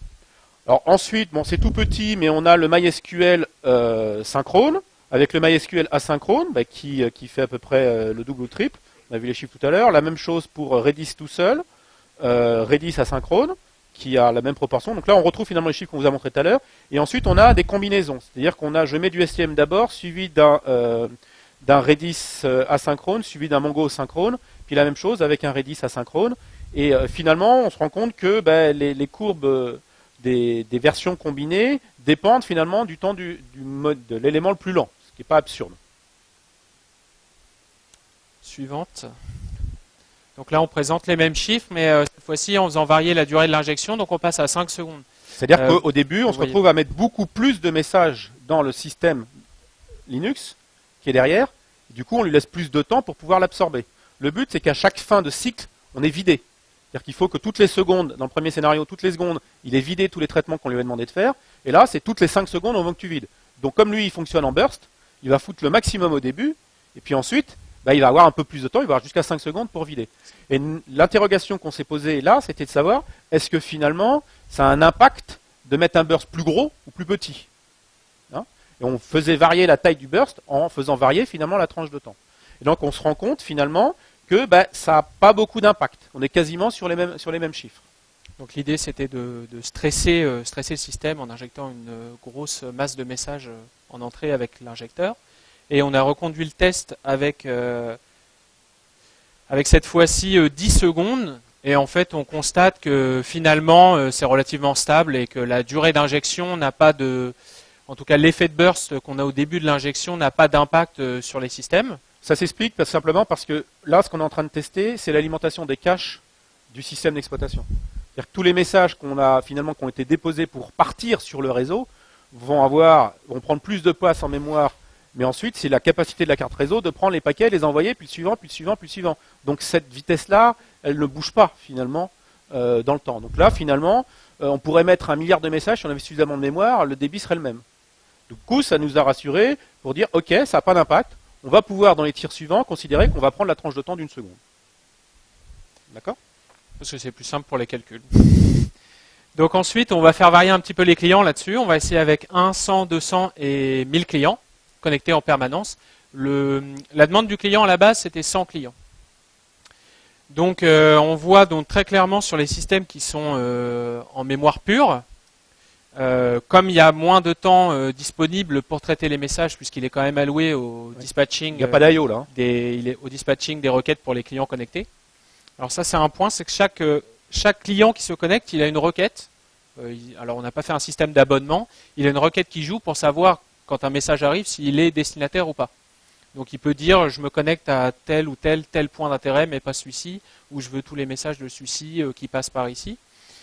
Et donc finalement, quand on fait des débits de 25 000, des débits de 8000 messages secondes, ça veut dire qu'il y a 8000 fois 1000 clients, 1000 requêtes qui sont jouées à la seconde. Donc c'est là où ça nous prouve que l'algorithme qui permet de traiter les requêtes doit être le plus efficace possible. Donc vous avez ici une dégradation, mais qui est complètement logique vu qu'il n'y a pas d'IO dans les premières parties, parce que là on est fortement CPU. Donc bien entendu, si on doit vérifier pour chaque message si le message est candidat pour 100 clients pour 1000, il y a plus de choses à faire, tout simplement, la boucle est un peu plus longue, quoi. Et on ne peut pas bénéficier des IO pour compenser finalement cette augmentation de consommation CPU. Donc là avec 1000 clients, ce qu'on voit aussi, donc ça se dégrade pas pour pour les couples qui sont de type MySQL ou MySQL asynchrone, ça se dégrade pour le Mongo asynchrone quand même un peu. On descend en dessous. 100, 200 clients, ça n'a pas d'impact. 1000, ça en a. Je pense que c'est au niveau de l'algorithme qu'on a choisi après de distribution où il y a un impact. Il y a peut-être des choses à optimiser, en tout cas sur le bench. Et ce que l'on voit dans la partie droite, c'est que toutes les combinaisons persistantes, donc là qui ont des IO, ça n'a pas d'impact. On n'est pas dans un scénario idéal du réactif. Pourquoi? Parce que le scénario idéal, c'est peu d'écriture, beaucoup de lecture. Parce que du coup, le cache serait à ce moment-là constamment utilisé et finalement, on ne serait pas obligé d'attendre pour pouvoir gérer ce débit l'acquittement d'une écriture. Là, comme à chaque fois on est obligé d'attendre l'acquittement d'une écriture, on ne peut pas avoir notre CPU qui est à 100%. Puisqu'il va avoir finalement toujours ces périodes d'attente de l'acquittement. Donc ok, on a bourré au début en burst, mais ensuite on est obligé d'attendre. Et du coup, derrière, ça ne bouge pas, le nombre de clients à droite, on voit que les courbes sont quasiment identiques. Alors ici, on vous présente quelques courbes de débit. Donc on a fait à chaque fois, pour calculer le débit moyen, on a fait plus de 200 itérations. Donc on s'est adapté 200 fois pour trouver, par rapport à si on dépassait la tranche de temps ou sinon on était en dessous. Et donc ce qu'on voit, donc ici, celui qui est représenté, c'est MySQL synchrone. Donc on voit quand même, il y a un comportement c'est assez plat en fait, ça tourne autour de. C'est normal qu'au début ça commence en bas, puisqu'on a pris une donnée arbitraire en disant tiens, je fais le pari que tu sauras traiter 500 messages au début. Bon, c'est complètement faux parce que c'est arbitraire, ça dépend de la base. Donc au début il va augmenter. Non, finalement j'ai réussi très très vite, donc je vais mettre un peu plus et au fur et à mesure elle va se stabiliser. Donc le début de la courbe, qu'elle soit comme ça progressive, c'est tout à fait normal. C'est juste qu'il faut qu'il y ait un certain nombre de cycles avant d'être stabilisé, que la JVM est passée, enfin le just-in-time soit passé, et que du coup ça se stabilise. Et chaque point est une mesure. Chaque point est une mesure, donc on voit que ça évolue. Des fois, il a dû ralentir parce qu'il n'a pas réussi ce qu'il avait prévu. Des fois, c'était bon, donc il est resté à peu près stable. Alors maintenant, si on regarde avec on a redescendu la courbe MySQL, comment? Je dis, on a redescendu la courbe de tout à l'heure. Ouais, l'échelle a changé. Si on regarde MySQL asynchrone, cette fois-ci, on regarde la typologie des débits, comment varient les débits dans le temps. Et là, on voit des phénomènes de pic qui se produisent. Et le débit est globalement constant, mais des fois, il y a des mesures qui sont mauvaises. Donc ça, c'est lié au passage des GC. Mais c'est toujours supérieur, malgré tout, à l'architecture synchrone que l'on a en bas. Alors maintenant, si on met Redis synchrone par-dessus, donc Redis synchrone, on retrouve un peu cette courbe assez plate finalement. On a perdu ces grands écarts qu'on voit sur MySQL asynchrone. Et enfin, on va présenter donc ici l'ajout de Mongo asynchrone. Donc on obtient lui aussi, il est asynchrone et on obtient la variation de débit importante. Et en bas, là, il y en a un qui est très mauvais. Mais on n'a pas mis Redis asynchrone parce qu'il est trop haut. Donc en fait, les autres paraîtraient plats à côté. Enfin, on met en relation donc les courbes, comment varie le débit du STM face au lock. Le STM c'est orange, le lock c'est le vert. Donc ils tendent tous les deux vers le même point, mais il y en a un qui tend par le dessus, c'est le STM, et un qui l'approche par le bas, c'est le lock. Donc on voit aussi que la stratégie d'implémentation en RAM a des impacts. Alors ça dépend bien entendu du modèle. Si vous avez un modèle qui est fortement écrivain, Le STM n'est pas forcément bon. La première implémentation qu'on a faite était très mauvaise du STM. Parce qu'il y avait 30% des transactions en RAM qui étaient rejouées. Et après, on a changé la façon de l'exploiter, de l'utiliser, et du coup, on s'est retrouvé avec un débit qui était meilleur, ce qui n'était pas le cas au début. Donc tout dépend finalement de la spécificité du projet. Alors après, on passe à la deuxième mesure. Donc là, on a voulu regarder donc par rapport aux chiffres qu'on a obtenus précédemment, les débits moyens, quel est le comportement du système quand tu lui injectes de manière constante. Donc on a plus cet effet de pic, de burst au début, mais on va lisser sur le temps l'injection et voir un petit peu comment ça se comporte. Ce qu'on voit, c'est que quand on est sur la persistance vide, on a un débit effectif, donc quand on est en constant, de 83 333 messages. Donc c'est 80% des 100, 120 ou 130 et quelques mille. Et ce qu'on voit, c'est qu'en fait, on a une dégradation. Donc le système, en fait, est capé à 83 000 en débit constant. L'hypothèse qu'on avait de base, qui était de dire, est-ce qu'il y a peut-être une différence entre le débit constant et le débit adapté par pic? Et en fait, oui, il y en a une. Donc on voit sur le premier système que ça reste stable, mais ça n'augmente pas. On augmente l'injection et on n'augmente pas en fait notre capacité de traitement. Ce qui veut dire que le 100% en constant, il ne sait pas le tenir. Ce que l'on voit sur la cellule tout à fait en haut à droite. D'accord? Parce que c'est du constant. Sur celui qui est avec calcul, donc c'est la deuxième ligne, il n'y a pas trop de dégradation sauf à la fin. Donc quand il n'y a rien dans les cases, c'est moins de 5% de dégradation. Pour le STM, c'est parfaitement stable. Pour le lock aussi. Le Redis, qu'il soit asynchrone ou synchrone, ça reste stable. MySQL, il se dégrade très fortement. Là, on voit, il passe directement dans le rouge, mais comme il est synchrone, il garde globalement le même débit. Donc il est capé à 435, il ne bouge plus. MySQL asynchrone, il reste très stable. Donc il supporte totalement l'augmentation du débit et il supporte son pic en débit constant. Donc ça, c'est intéressant. Parce qu'on a du coup pas deux valeurs à communiquer au client, on n'en a qu'une. Son débit de pic. Pour Mongo synchrone, ça reste stable. Pour Mongo asynchrone, ça se dégrade, pas dans les mêmes proportions que MySQL. Mais en tout cas, ce qu'on constate, c'est que ça se dégrade et en plus, le débit se dégrade. C'est-à-dire que pour les autres, on avait le même nombre de records par seconde, mais pour Mongo asynchrone, non seulement il fait moins bien, puis en plus, son débit chute. Donc on sent que le système, en fait, s'emballe. Quand on couple le STM, le Redis et le Mongo, alors on a une petite bizarrerie, c'est que quand on le charge à 80% du débit, on a moins 46%. Donc ça, c'est une mesure qu'on a fait 2 fois et on n'a pas réussi, elle est bien vérifiée. Quand on passe à 90% et à 100%, donc il reste stable. Donc, en faisant plus, on arrive à avoir un débit meilleur qu'en faisant moins. Bon. C'est étrange, mais bizarrerie du driver. Mesure. On vous livre les chiffres tels qu'ils sont, hein. On les manipule pas. Ça aurait fait plus beau sans, mais... ensuite, on passe STM, Redis asynchrone, Mongo asynchrone. Donc là, on a une chute de débit, mais en fait qui est contenue. Hein. Elle varie entre moins 15 et moins 12%. Et ça s'emballe pas. Les débits augmentent en plus à chaque itération, quand on augmente le flux. Enfin, pour STM, Redis et MySQL, on retrouve le même comportement qu'on avait pour MySQL seul, où ça se dégrade très fortement, mais où le débit reste constant. Et enfin, avec MySQL asynchrone, on retrouve finalement presque le même comportement qu'avec MySQL asynchrone seul, c'est-à-dire qu'on tient correctement le débit. On est à moins 10% par rapport aux 100% à la fin, mais on va dire que le système tourne correctement à 90%. Donc ensuite, on a fait quelques comparaisons de latence pour voir l'impact de notre cache en RAM sur notre système et nos latences quand on augmente le nombre de clients. Alors je vais parcourir uniquement la ligne d'en bas puisque c'est celle qui est la plus intéressante. Quand on est à 500 clients, le cache en RAM nous garantit 70 millisecondes pour un traitement. Donc là, on a quand même des clients qui font des requêtes de 10 000 records à chaque fois et qui sont espacés de 200 millisecondes, ce qui pourrait correspondre à un cas qu'on pourrait rencontrer chez le client. Enfin, on ne les a pas tous en même temps. Quand on est sur Mongo, on voit que la latence, elle est quand même 2 fois plus importante que la RAM. Pour MySQL asynchrone aussi. Et par contre, MySQL tout court reste assez bon. Finalement, le cache pour lui n'a pas beaucoup de gains dans ce cas précis. Je te laisse.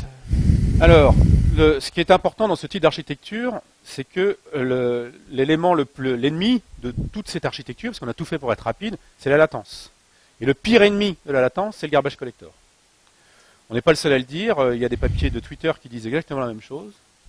Donc il faut vraiment se réfléchir à comment améliorer, je dirais, le travail du garbage collector. On a été confronté justement à cette problématique. Lorsqu'on a commencé à faire nos premiers tirs sur des longues périodes, tout allait bien au début, puis d'un seul coup on fait un tir sur une longue période, et là on se retrouve à avoir des full GC qui commencent à apparaître, puis de plus en plus, puis après un out of memory. C'est bizarre, pourtant on a fait plein de tirs, etc. Est-ce qu'on a une fuite mémoire? En réalité, on s'est rendu compte qu'on n'avait pas de fuite mémoire. Et pourtant on avait un out of memory. C'est là où ça devient un peu bizarre. Comme on est en réactif, et comme on a un système avec un débit qui s'auto-ajuste, s'il prend du retard, bah, il va être emmerdé parce que la fois d'après, il va falloir qu'il rattrape son retard. Plus il rattrape son retard, plus il va injecter de messages supplémentaires pour pouvoir rattraper. Donc au fur et à mesure, il va s'emballer et il va essayer de rattraper de plus en plus, jusqu'à finalement tomber en out of memory. Donc c'est des systèmes, comme ils ne sont pas synchrones, hein, donc ils ne sont pas capés, je dirais, au niveau de leur débit, bah, on peut avoir ce genre de phénomène d'emballement. Donc il a fallu qu'on réfléchisse à comment corriger ce genre de choses. Soit on baissait le débit, ce qu'on ne voulait pas faire, soit on trouvait une autre stratégie. Alors on a fait un premier paramétrage à base de... Enfin, on a regardé sur Internet en fait les configs qu'on peut faire pour des applis en temps réel au niveau de la JVM. Et puis on s'est dit, bah, très bien, on a résolu notre système un petit peu en tunant à la louche. Et puis on va utiliser maintenant un outil qui s'appelle JClarity. Et puis on va le faire passer sur notre application et puis on va regarder ce qui ressort. Donc cet outil, il a un côté très sympa, c'est qu'il fait le boulot pour nous. C'est qu'il nous donne les goulots d'étranglement dans l'application. Donc en le faisant passer sur notre système, il nous a indiqué qu'il y avait du too much context switching. Donc globalement, c'est qu'on a trop de threads. Donc on rappelle, on est dans une architecture asynchrone, on n'a pas besoin d'avoir plus de threads que de cœurs, puisqu'on n'est pas bloquant, donc les threads n'attendent pas. Et donc une fois qu'on a eu ça, donc petite note, on peut identifier le context switching quand on n'a pas un outil comme JClarity avec la commande vmstat, c'est la colonne CS. Donc c'est le premier valeur de context switching qu'on avait avant d'avoir fait les corrections, c'était 435 000. On a fait passer JClarity sur le système. Et en fait, donc suite au too much context switching, on s'est dit, bah, en fait, on a trop de threads. Donc on a utilisé YourKit. On a regardé comment on pouvait réduire tous ces threads qui étaient créés et pas par nous. Et donc là, on a factorisé en fait, on a fait un pool de threads global qu'on avait déjà, mais ce qu'on a fait, c'est que les systèmes d'acteurs, on les a fusionnés. Comme ils n'étaient pas bloquants, c'était pas gênant. Le pool, on a fait, donc avec notre pool de threads global, on a été regarder au niveau des drivers ce qui se passait. Et ça a été assez compliqué d'identifier qui ouvrait autant de threads. Et il s'est avéré que c'était les pools Netty qui étaient utilisés donc par ReactiveMongo notamment, et les iteratifs aussi qu'utilise ReactiveMongo pour parcourir le résultat. Donc on a été modifier les librairies pour qu'en fait elles se branchent sur notre pool et que nous on puisse contrôler le nombre de threads global de l'application. Alors ce qui est intéressant de ce qu'on vient de vous évoquer là, c'est que pour pouvoir faire ce genre d'architecture, il faut des drivers asynchrones, mais c'est pas parce qu'ils sont asynchrones qu'ils respectent le modèle complètement. Puisqu'ils sont arrivés en disant, bon, je suis peut-être asynchrone, mais la plupart des développeurs travaillent en synchrone, donc moi je vais être asynchrone, mais je vais mettre mon propre pool de threads à moi, comme ça je vais vous distribuer les jobs lorsque vous recevez un événement par rapport à ça. Ce qui est contraire à la limite au modèle réactif de base. Nous, notre idée, c'est de dire, ben non, je vais faire qu'un seul et unique pool de threads qui sera taillé pour avoir un thread, un cœur, et c'est le seul et unique thread que je vais utiliser pour toute mon architecture. Donc il a fallu brancher chacun des drivers dessus, il a fallu brancher AK, il a fallu brancher notre Netty à nous, les différents Netty qui étaient sur chacun des drivers, qui étaient sur des ports différents, tous branchés sur le même unique cœur. Donc on peut s'attendre a priori avec ce genre d'architecture en disant, oh là, putain, il est en train de tout casser, il va vraiment entrer dans les profondeurs du machin, s'il y en a un qui bloque, ça va bloquer tout le monde. Oui, mais nous on a été rigoureux dans notre code, les autres le sont aussi par construction, et du coup ça n'a posé aucun problème. On n'a pas besoin de plus de cœurs, ça le prouve, de plus de threads que de cœurs. Et en faisant ça, bah, du coup, on n'avait plus le too much context switching. Alors, un autre élément aussi qui crée des threads, c'est les futurs. C'est pas mal de brancher les futurs Scala directement sur son propre pool, parce que par défaut, il va en créer un avec un implicite. Donc, il faut aller à la recherche de l'implicite dans le code sous-jacent pour voir qui s'amuse en fait à faire l'import implicite en Scala et à ouvrir du coup le pool à côté pour traiter les futurs. Donc, après cette optimisation, qui a été la plus longue finalement, mais qui n'était pas si longue sur la globalité du projet.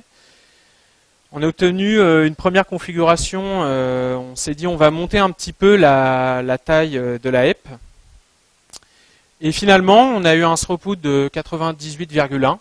Ce qui est important, c'est que ce qu'on a résolu pour le problème de l'emballement du système, c'est que nous, on a des messages qui sont complètement éphémères. C'est-à-dire qu'on a des messages qui arrivent, on fait des calculs, à part ceux qu'on va persister, ou le format des messages qu'on va persister, tout le reste, c'est des choses qui sont éphémères. C'est juste le temps, on fait un select, on obtient un message, ok, on fait le calcul, puis après on oublie ce qu'on avait récupéré. Donc c'est des choses qui n'ont pas vocation à rester en mémoire. Ce que l'on a fait, c'est qu'on a augmenté la taille de la zone Eden, tout bêtement. C'est la seule chose que l'on a fait. Et du coup, ça a cassé l'emballement, ce qui a prouvé qu'on n'avait pas de fuite mémoire, puisque c'était juste en changeant ça, pour que du coup, ils ne se mettent pas à prendre la mémoire et à le mettre dans le full GC, que le full GC, du coup, n'arrive pas à nettoyer et qu'ils se mettent à s'emballer. Dans ce genre d'architecture hautement à haute fréquence, il faut tailler la JVM de façon spécifique par rapport à ce modèle, en disant, je vais avoir un throughput important, allons-y quoi. Il faut mettre le maximum de taille mémoire sur la partie Eden. On l'a même taillé en statique dans ce cas-là. Alors finalement, c'est un peu pour le perfug aussi. On s'est dit si on essayait d'aller un petit peu plus loin que des 98,1 de throughput, qui est déjà très bien. Qui est déjà très bien. En dessous de 95, c'est pas bien. 98,1, ça veut dire que le garbage collector passe l'application passe 1,9% de son temps à nettoyer, ce qui n'est pas énorme finalement. Et là, on s'est dit, on va utiliser un deuxième outil, toujours de JClarity, qui s'appelle Sansoom. Donc on a fait tourner l'application, on a sorti les logs du GC. Donc c'est du tuning au niveau de la JVM pour récupérer toutes ces informations. Et donc cet outil, il analyse les logs qu'on lui donne en entrée et il nous a donné en fait un problème. Il a analysé un problème, c'est le premature promotion. Donc en fait, il y a 3 zones en Java, il y a l'Eden, le survivor et le permanent. Et en fait, la zone qui est le survivor, elle est soit taillée directement, soit taillée par un ratio par rapport à la HEP. Et finalement, cette zone, elle était trop petite. Donc, on avait les messages qui passaient dans cette zone survivor étaient de manière prématurée déplacés vers la zone permanente par manque de place. Donc, ce qu'on s'est dit, finalement, ces messages, ils n'ont pas besoin de passer dans la zone survivor. C'est des messages volatiles. Donc, ce qu'on a fait, c'est qu'on a tout simplement augmenté la taille maximale de la HEP. Et on s'est arrangé, en fait, on sait qu'il y a un effet de ratio, je crois que c'est de 8, pour en fait augmenter la valeur totale de la zone de survivor. Et ça nous conduit à un throughput de 99,1. Donc là, l'application, elle passe 0,9% de son temps, enfin le garbage passe 0,9% de son temps, du temps machine pour nettoyer. Donc du coup, on s'est arrêté là. Il faut savoir que là, du coup, l'essentiel du travail de nettoyage, c'est pas le full GC, c'est le GC de l'Eden qui est beaucoup plus rapide, qui se fait en plus en tâche de fond au fur et à mesure. Donc finalement, c'est pour ça qu'on n'a pas grand-chose, parce que tout travaille dans la zone Eden, et du coup, il n'a pas grand-chose à faire dans la partie full, parce que ça n'arrive pas, quoi. Hein, c'est juste quand on a les objets dans le cache qui commencent à grossir, et qu'à bout d'un moment, on en supprime certains, et ceux-là, ils ont été considérés comme pérennes pendant un certain temps. Quand il va commencer à les nettoyer, il va falloir qu'il fasse le ménage. Mais finalement, on se retrouve avec un throughput qui est vraiment séduisant, quoi. Hein. Et alors au final, le dernier test, 1 an de message, on met combien de temps, nous, dans notre système? Donc ça, c'est les chiffres qu'on a communiqués aux clients. Donc en testant le système qui nous paraissait le plus stable et le plus sympa en termes de débit, on a choisi donc le couple STM, Redis et Mongo asynchrone, donc par rapport aux mesures, donc de manière objective. 1 an de message dans l'ancien système, soit 4 gigas de données CSV, ça faisait 27 millions de records, et donc c'est 1 an de messages, on les a absorbés en 3 heures, en tournant à 80% de notre débit maximal. Donc, on n'a pas poussé à 100, ça correspondait ça correspondait totalement, bien plus aux 70 messages par seconde qu'il avait. Alors, conclusion. Alors, pour conclure, on voit bien que le réactif, c'est efficace. Hein, c'est vraiment une approche intéressante à envisager. Ça bouge de partout par rapport à ça. C'est-à-dire qu'il y a les OS qui ont commencé à faire des IO, la possibilité de faire des IO asynchrones. Ça a commencé par là. Les drivers commencent à émerger, commencent à avoir des drivers. Pas forcément, il n'y a pas JDBC, c'est juste pas bon, hein, c'est du synchrone. Donc il faudrait un A5 à JDBC, ça pourrait se normaliser, mais voilà, ça commence à sortir. Derrière, il y a les langages de développement qui eux-mêmes évoluent.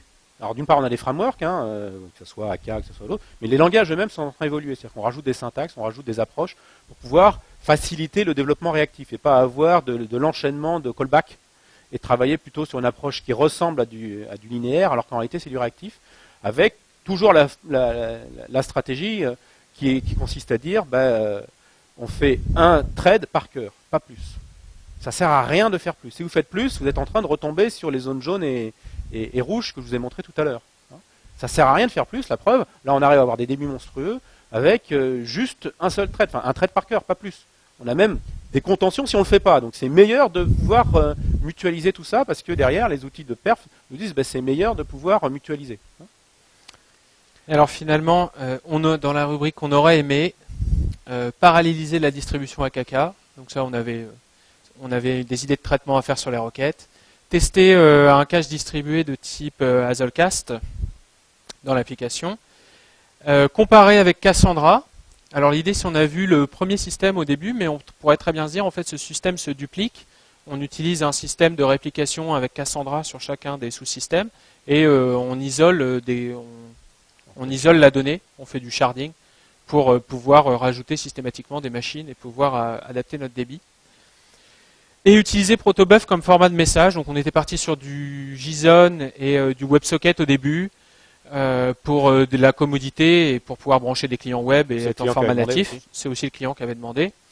Je sais qu'il y a Spice sur le protocole de Google aussi pour échanger entre serveurs. Donc ça aurait été des pistes d'amélioration pour avoir des meilleures performances encore. Et comme vous avez vu, ça ne se teste pas comme un format classique parce que justement rien ne vous arrête, quoi. Première fois qu'on a fait un tir, il dit j'ai fini en une seconde, hein. Il n'a juste pas fini, quoi. Il a juste commencé à envoyer des paquets dans la pile IP et c'est tout, quoi. C'est l'heure des questions. Voilà. Alors, qui veut se lancer? Oui, allez, on commence.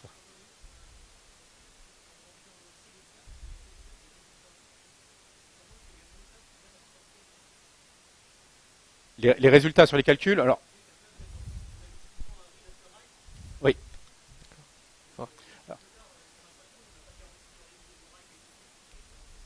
Alors, la question est de savoir si on a vérifié qu'on avait les mêmes données lorsqu'on est arrivé en évoquant, enfin vous évoquez le fait que quand on fait du read en asynchrone, on n'a pas de garantie de l'ordre d'arrivée. Alors en réalité, c'est pas tout à fait vrai parce que nous, quand on va faire l'écriture, c'est parce qu'on a déjà eu la lecture. Donc on est dans exactement le même flux de traitement que si j'étais en synchrone. Je lance une lecture et là, j'ai rendu la main. Ensuite, quand la lecture me dit « Tiens, j'ai un paquet pour toi », je prends le paquet, comme si je l'avais eu en synchrone, hein, comme si j'étais en train d'attendre. C'est seulement avec ce résultat que je vais déclencher ensuite l'écriture. Non.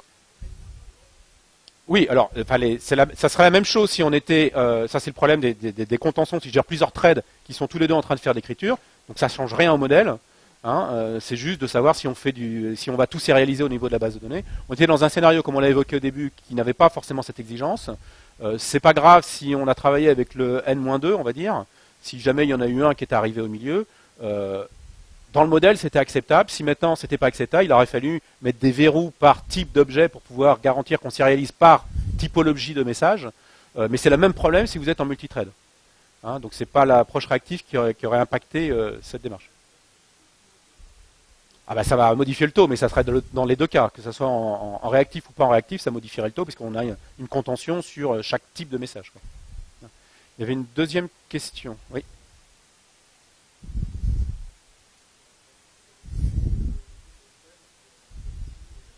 Tous les NETI et tous les AK. Non, pas AK, non, il n'est pas mutualisé dans le pool avec NETI. Il a son pool à part. On l'a capé à 2 threads dans la conf avec le factor. Mais le AK, il ne sert que pour déclencher les tirs. Il ne sert pas dans l'archi elle-même. Parce qu'en plus, quand on le mutualise, en fait, quand on descend trop les threads avec AK, à un moment donné, il lâche et il considère on perd la communication avec l'autre nœud. Oui. Alors justement, dans NETI, il y a deux approches pour pouvoir gérer. L'approche de base, c'est de dire j'ai un master qui, lorsque NETI reçoit le paquet réseau, donc le morceau de paquet réseau qui vient d'arriver, ça peut être d'un octet à un peu plus, ensuite, il va les accumuler, les buffers, mais ensuite, il va les donner à un worker. Donc normalement, on a un boss qui va donner la main à des workers. Mais là, les workers, ça veut dire qu'on a des threads supplémentaires.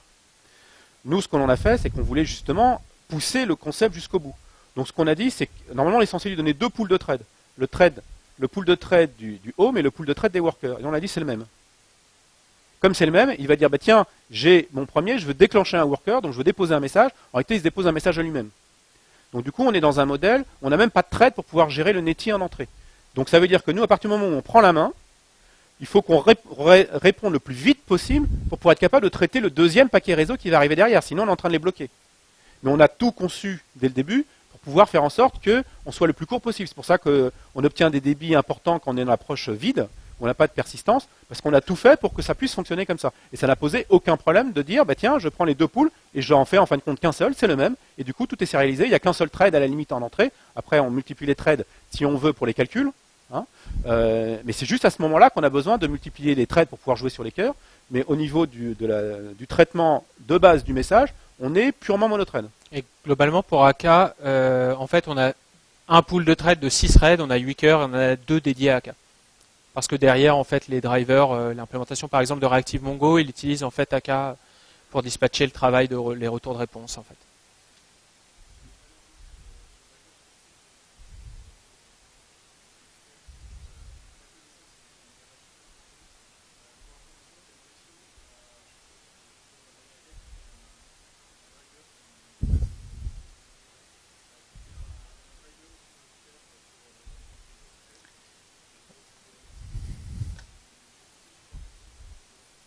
Alors, oui. En fait, il y avait un problème, c'est qu'on avait différentes versions de Netty dans l'appli. Et lui, il me semble qu'il était en 4.11, et en fait, nous, on était sur une autre version. Et en fait, pareil pour AK, en fait, on était en 2.2.1, parce que en fait, les drivers ReactiveMongo, ils avaient ça, et on n'avait pas tout changé, donc on a fixé une version. Et effectivement, on est parti sur une autre version qu'on a un peu modifiée. On a fait des implémentations de certaines classes dedans pour fetcher les résultats. En mode stream et pas en mode j'ai toutes mes lignes et après je réponds pour répondre aux records. Ça c'est aussi une approche intéressante quand on est dans du réactif. On n'est pas sur un modèle qui est je fais une requête, j'obtiens tous les records puis je te renvoie le résultat. On peut renvoyer les records au fur et à mesure qu'ils arrivent. Dès que j'ai le premier, je peux déjà réagir et puis faire le calcul sur ce message et puis balancer le résultat au client. Les API se conçoivent même différemment puisqu'on est plus sur on pourrait imaginer de faire du paginé, mais du paginé, ça veut dire j'en garde 10 en mémoire ou 100 en mémoire. Là, j'ai même pas besoin d'en garder un. Il me donne un paquet, il me dit tiens, c'est ce record-là, je le prends, je le distribue, je l'oublie. Il me donne le suivant, je le prends, je le distribue, je l'oublie. Et en Donc gros, on est très très volatile sur la consommation mémoire. Et en gros, notre EP, c'est finalement c'est notre tampon pour absorber des variations de flux. Parce qu'en réalité, on pourrait mettre très peu de RAM vu qu'on stocke aucun résultat à part dans le des cache, listes. on met du cache, mais sinon. À part le cache. Mais si on vire le cache, on n'a rien en RAM, quoi. Est-ce qu'il y a d'autres questions? Oui.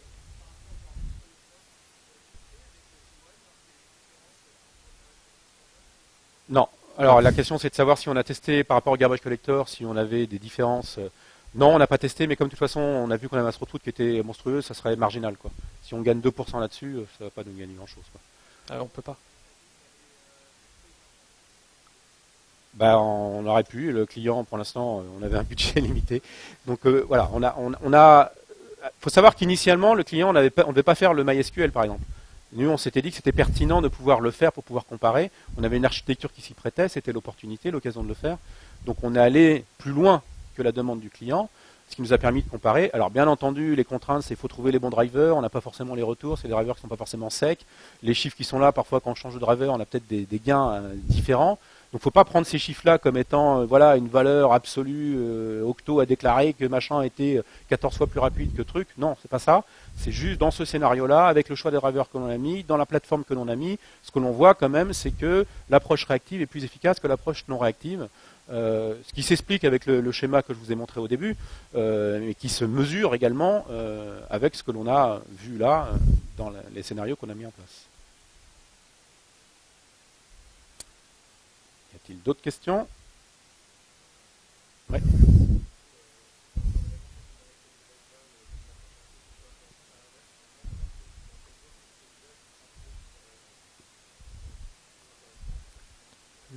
Le synchrone, si tu as un seul trade à faire, un seul traitement linéaire, un batch par exemple, l'asynchrone ne te sert à rien.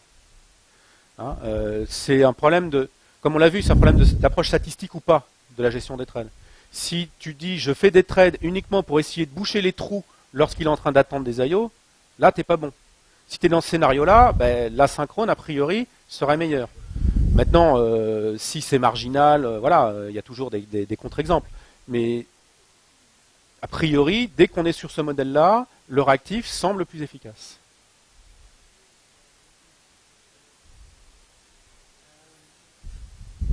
Henri, intervient. Ouais.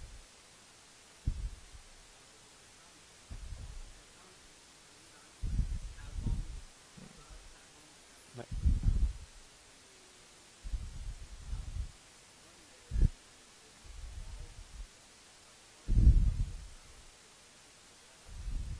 Ça dépend, parce que si tu es dans un modèle où tu as la persistance qui doit être faite avant, donc c'était la question d'Henri, tout dépend comment on code. Si on code en disant, bah, de toute façon, il n'y a pas tellement de différence sur le fait que je veux sauver quelque chose, puis j'attends jusqu'à ce qu'il m'acquitte, que je veux sauver quelque chose, puis quand il m'aura fini, il va m'envoyer un message. Si je traite le message en disant, je te signale que quand j'ai l'acquittement, que tout s'est bien passé, j'ai rien changé au niveau de mon code. Les messages, c'est pas parce que je suis synchrone que d'un seul coup, magiquement, tout se fait avec garantie.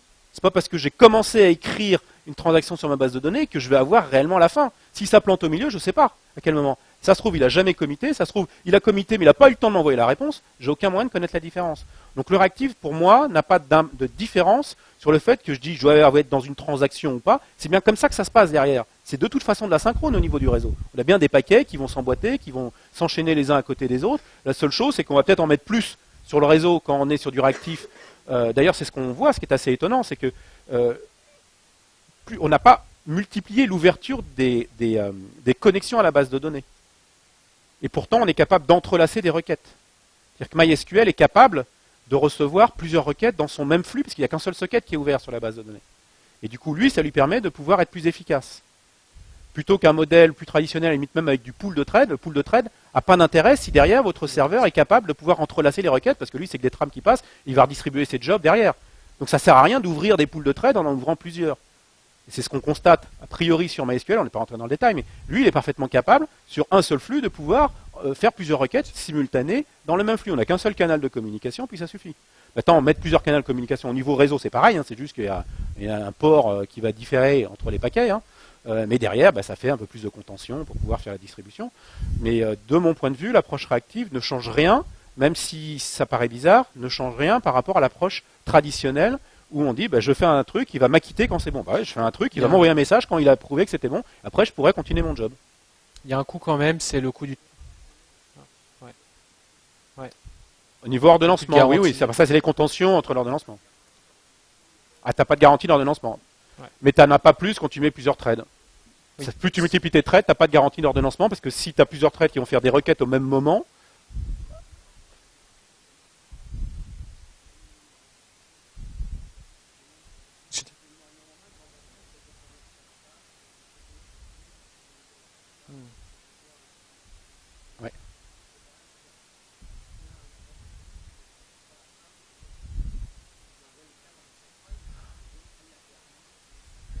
oui, on est d'accord. C'est même un problème au test.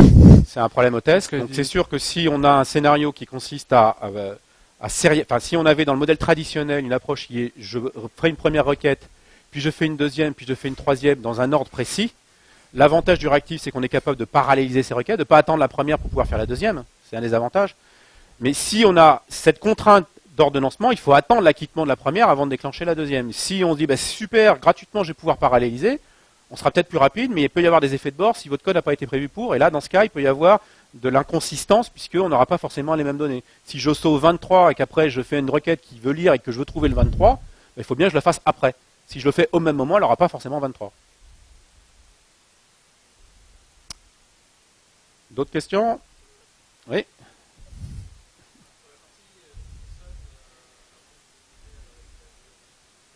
On utilisait des fonctions imbriquées, en fait, c'était des appels de fonctions qui traitaient, on l'a fait un peu en mode on va faire des toutes petites fonctions Scala qui traitent des champs, et puis on va emboîter les fonctions, et en fait en repassant systématiquement des chaînes en les agrégeant.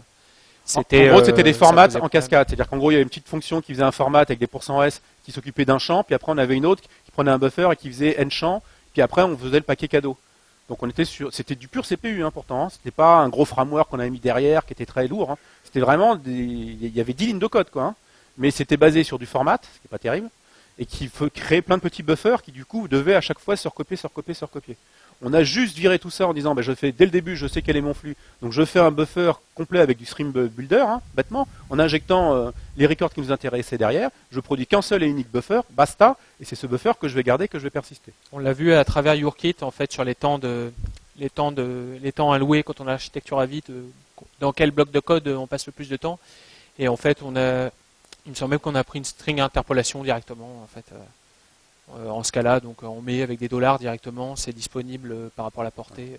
Et du coup, on a retrouvé. Parce qu'en fait, le débit au début nous paraissait trop faible par rapport à un CPU de MacBook Pro i7.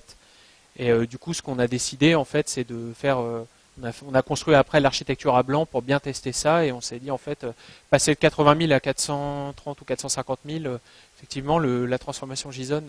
Elle pèse. Après, c'est un phénomène qui est amplifié parce qu'on n'a pas de persistance derrière. Donc le moindre petit algo qui perd du temps, comme les débits sont énormes, se voit et impacte énormément les performances. Il y avait une autre question. Oui. Non. On a voulu contrôler, c'est justement dans ce genre de modèle, la moindre librairie, on l'a vu, les rares librairies qu'on a utilisées rajoutaient derrière leur pool de trade et du coup ça avait de la contention, on a dû parfois intervenir dessus pour pouvoir modifier ça. C'est vraiment un état d'esprit, le réactif, qui est en train de se diffuser de plus en plus. La philosophie de base du réactif, c'est un trade d'un cœur. Et ça, il faut qu'on conçoit les librairies, intégrer ce modèle-là, en tout cas permettre de pouvoir le faire. C'est-à-dire si vous avez un truc qui a besoin d'un pool de trade, très bien, mais faites en sorte qu'on puisse le modifier, qu'on puisse lui fournir à la librairie, tiens, je te donne le pool de trade, c'est moi qui assumerai comment tu vas les gérer, quoi. En tout cas, AK intègre un truc assez sympa, c'est qu'en fait, on parallélise on peut paralléliser par rapport à des facteurs du nombre de cœurs, en fait. Par exemple, on me dit, je mets un facteur de 2, donc je considère que je fais, si j'ai 8 cœurs, je fais 16 threads. Ou je dis mon minimum et mon maximum. Mais ça n'a intérêt que si on fait des I/O, c'est-à-dire pendant les traitements, il y a des I/O. Donc lire des fichiers, ça peut avoir un sens, si on ne veut pas écrire en réactif la lecture de fichiers, mais sinon ça n'a pas d'intérêt. Autre question? Oui.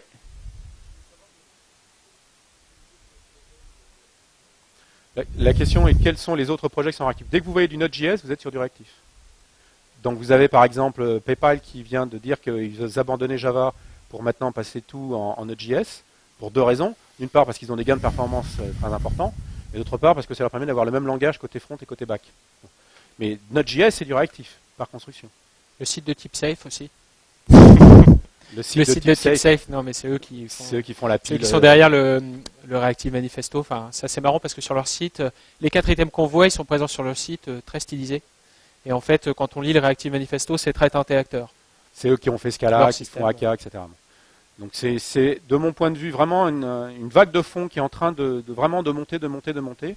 Vous avez .NET qui vous offre maintenant des modèles asynchrones depuis un an avec .NET où on fait du async await.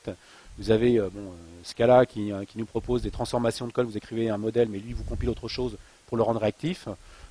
Java est un peu pauvre là-dedans, mais vous avez les Node.js qui commencent à arriver, qui sont aussi sur ce même modèle. Vous avez Redis, quand on regarde l'implémentation Redis en interne, il est codé aussi sur ce même modèle. Il n'a qu'un seul thread et du coup il n'a pas de problème de contention. Il traite les messages avec le et il booste comme c'est pas possible. Vous êtes, en gros, si vous regardez les trucs qui brillent en ce moment, qui vont super vite et qui brillent en ce moment, si vous creusez un petit peu, vous allez vous rendre compte que c'est du réactif derrière. Parce que pas de compromis sur les performances, quoi. Moi, si j'ai de la CPU, je vais pas payer une fortune de CPU pour utiliser 15%, c'est juste absurde, quoi. Et ça date de 92. Ok, ça avait un sens en 92 quand on n'avait qu'un seul cœur à l'époque, et qu'on était sous Windows et qu'on pouvait, on avait le lui qui faisait des choses et qu'en parallèle, du point de vue utilisateur, faire le correcteur orthographique, ça a du sens, ou de grammaire en tâche de fond, ou la mise en page de Word. Ok, ça a du sens de faire ça en tâche de fond. On va pouvoir utiliser les cycles, etc. Plutôt que découper le code en tranches. Ok, c'est des algos un peu compliqués. Mais c'est plus qu'à maintenant, quand on est côté serveur, ça n'a pas d'intérêt. L'expérience montre que vous avez déjà vu un serveur qui se retrouve à 80% de CPU utilisé. Alors vous l'avez dans des cas particuliers alors. Décrivez-nous ce cas, ça serait intéressant. Un serveur web qui fait... vous l'avez super bien tuné alors. Ou alors il fait beaucoup de calculs. Bon. Mais en général, les API, enfin voilà, ça attend beaucoup, quoi, parce qu'on lit des fichiers. Parce que... Bon, après, il y a encore d'autres stratégies. On peut faire du zéro copie aussi. On peut, quand on fait un serveur web de base, on peut faire de la copie directe du fichier vers le réseau sans passer par le programme. Donc, il y a des API dans Java qui permettent de faire ça, ou les OS sont capables de le faire. Donc là, on est en plus non seulement du réactif, mais on est même hors CPU, quoi. Donc là, on va carrément, on speed comme des fous furieux, quoi. Voilà, oui. On a intérêt à faire du multitâche collaboratif avec un piège, c'est qu'il ne faut pas qu'il y en ait un qui prenne la main et qui la garde. Voilà. Mais par contre, le collaboratif, de toute façon, on le sait depuis le début, hein, le collaboratif est plus efficace parce qu'il donne la main qu'au bon moment. Donc toute l'astuce maintenant des langages de développement, c'est de faire en sorte qu'on puisse faire ça sans que ça soit une douleur. Donc c'est pour ça qu'on a les AOET à 5, etc. Non.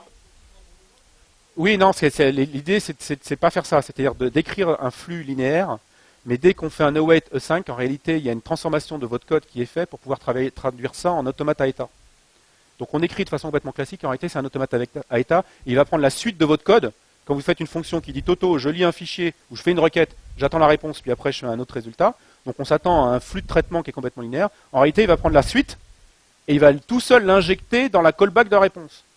Puis à chaque traitement qui peut entraîner un futur, en gros, il va à chaque fois découper votre code en tranches. Donc il prend votre code, il le découpe en petites tranches et il branche tout seul, c'est le compilateur qui s'occupe de ça, il branche tout seul les callbacks.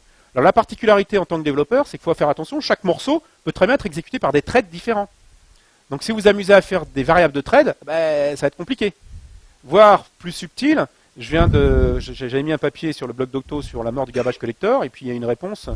Et il y a un mec qui me parlait de travaux qui sont faits sur faire un garbage collector qui n'a pas de pause, même si on fait 100 mégas. Bon, okay. Et puis on regarde un petit peu le détail, et puis on voit qu'ils ont mis des stratégies pour pouvoir essayer d'associer les objets par thread. C'est-à-dire quand je crée un objet dans un thread, on considère que c'est celui-là qui va réutiliser ce thread. Mais quand je suis dans réactif, je suis en train de dire que c'est pas vrai.